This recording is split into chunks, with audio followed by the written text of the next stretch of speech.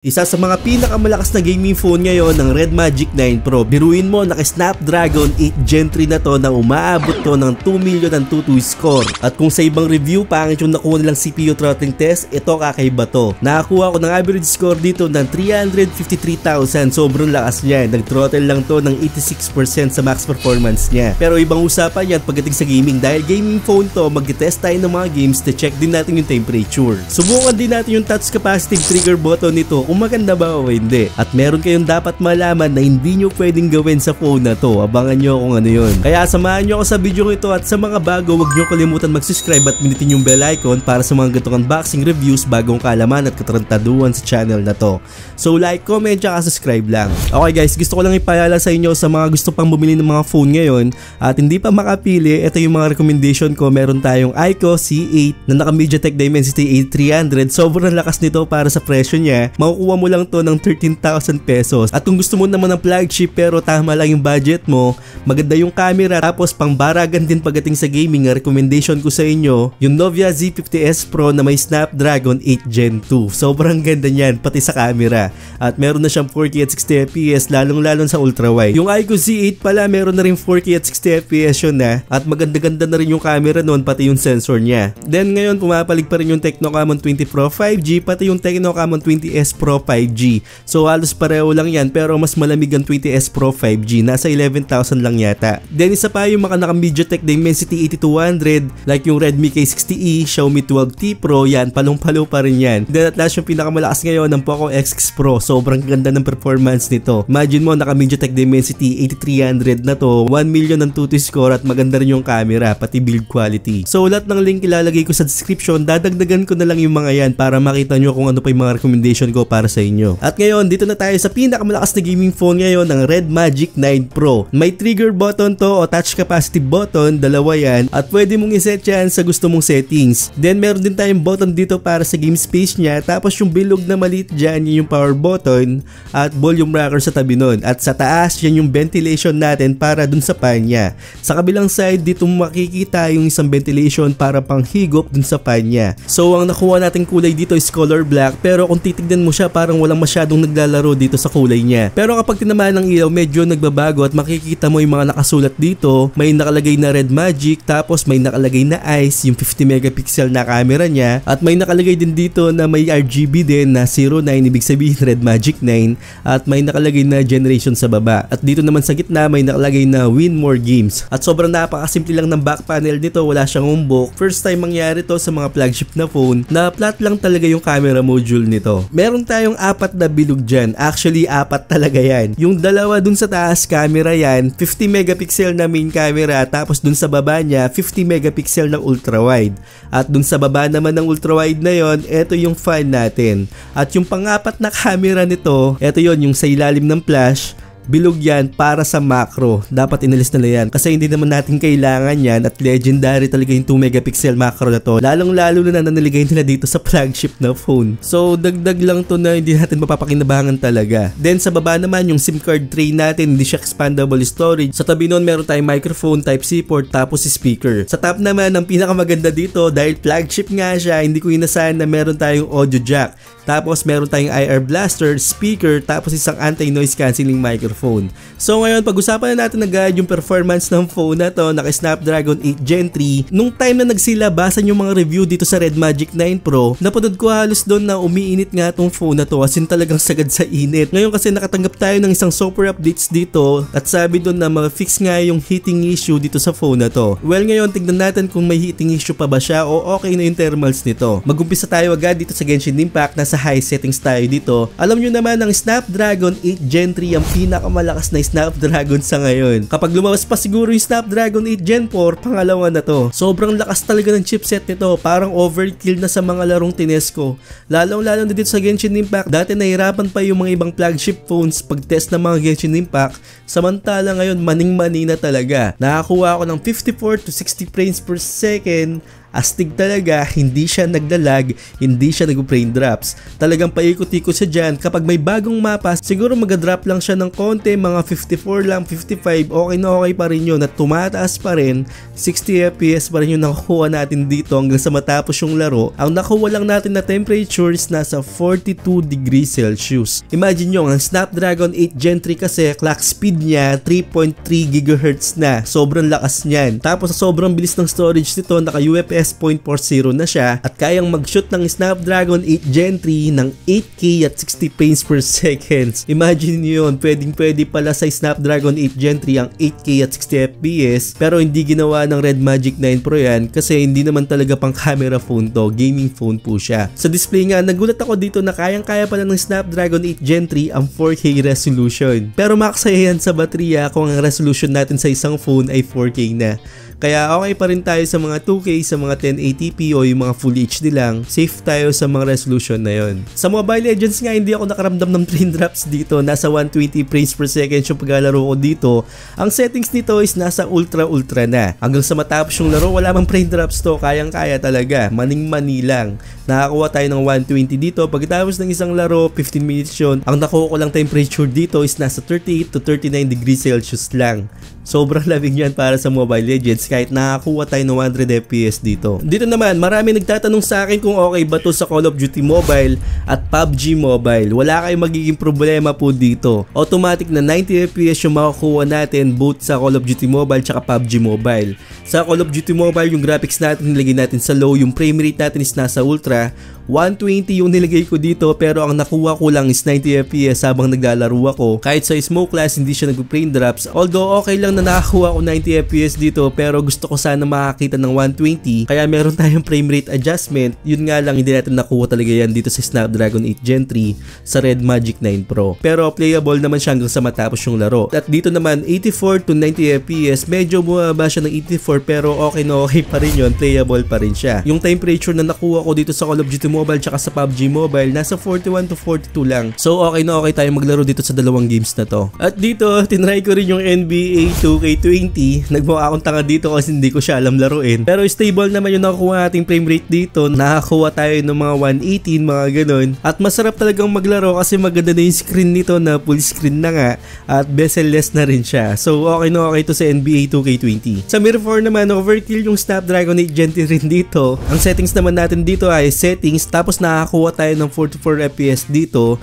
at playable siya dito sa Mirror 4. Sa Wild Rift naman maning-mani lang din dito. Nakakuha tayo ng 120 frames per seconds dito dahil yung settings natin nilagay natin sa 120 tapos yung settings naman sa graphics nasa high na. At playable to. Kayang-kaya ng Snapdragon 8 Gen 3 syempre. Dito naman sa Modern Warship, ito medyo naguluhan ako dito kahit na nasa 120 yung settings natin dito tapos ultra yung water quality pati graphics. Pero ang nakuha ko lang dito 60 FPS lang habang naglalaro ako dito pero hindi naman siya nag-frame drops.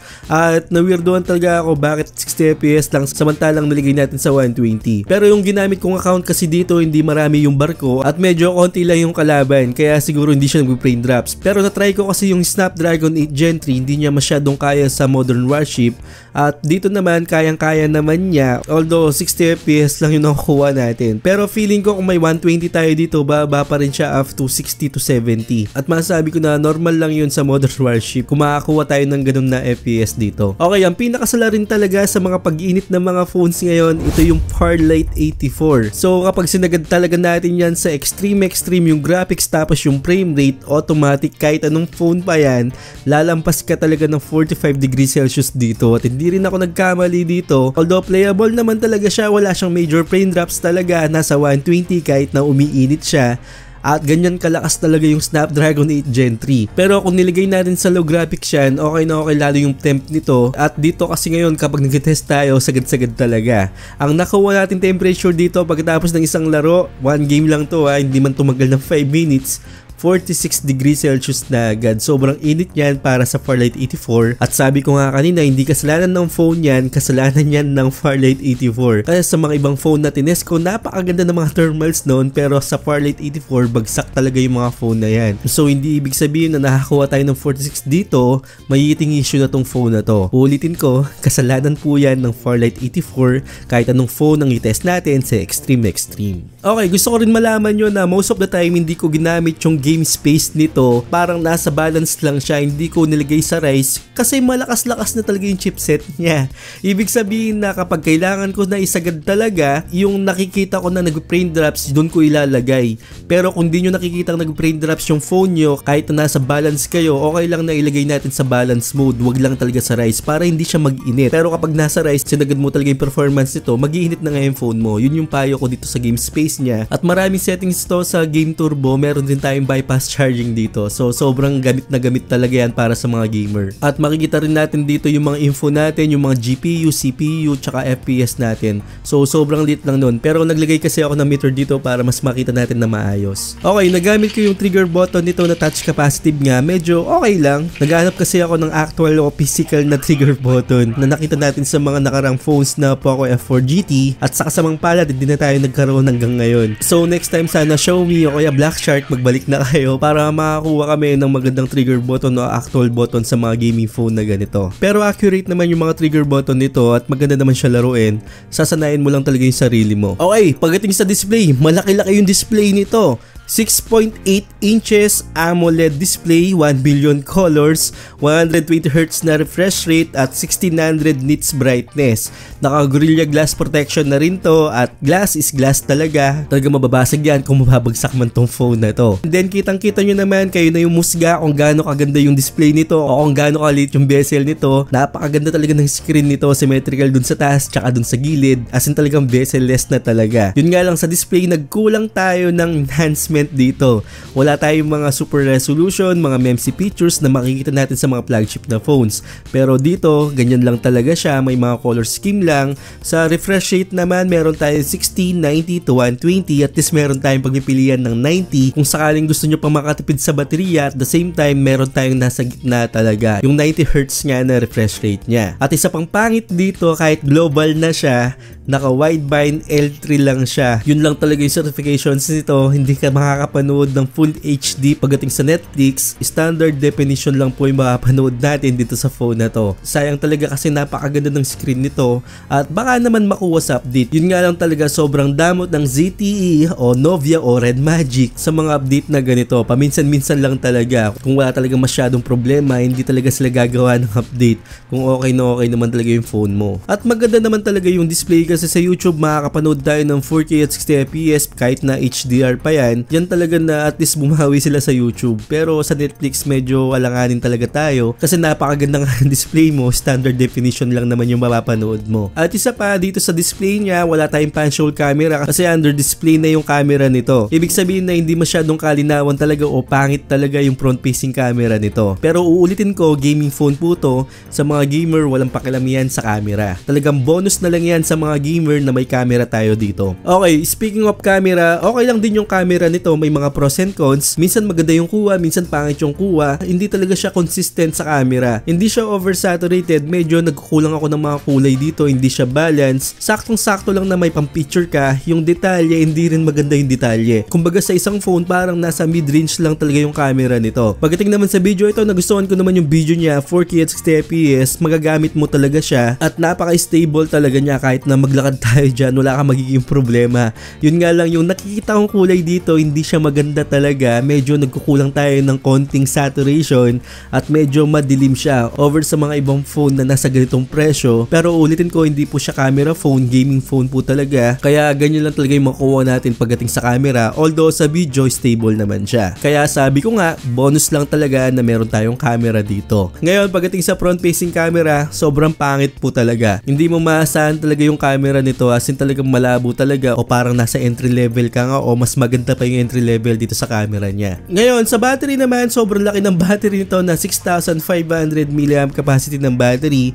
at supported na rin to ng 80 watts. So maganda yung battery nito kasi malaki lang na rin siya at nakita nyo naman yung temperature pagdating sa mga laro, hindi siya umiinit. Ibig sabihin na tatagal talaga yung battery mo. Yun nga lang, additional dito sa pagkonsumo ng battery niya, yung fan niya sa likod. So may fan tayo dito, automatic na kapag nasa game space tayo, aandar yan. Pero pwede nating patayin yan kung gusto mo lang talaga. At hindi ko advisable na patayin Patayin natin yan habang nag-gaming kasi nakakatulong yan sa pagpalamig ng chipset natin para hindi masyado mag-init yung phone. Kapag nakapatay yan, talagang init yung phone natin. Kaya ginawa nila yan na may fan tayo dito. Ito naman yung hindi nyo pwedeng gawin dito sa Red Magic 9 Pro. Hindi kayo pwedeng gumamit ng phone cooler. So sa mga ibang channel siguro, sabi nila gumamit tayo ng phone cooler.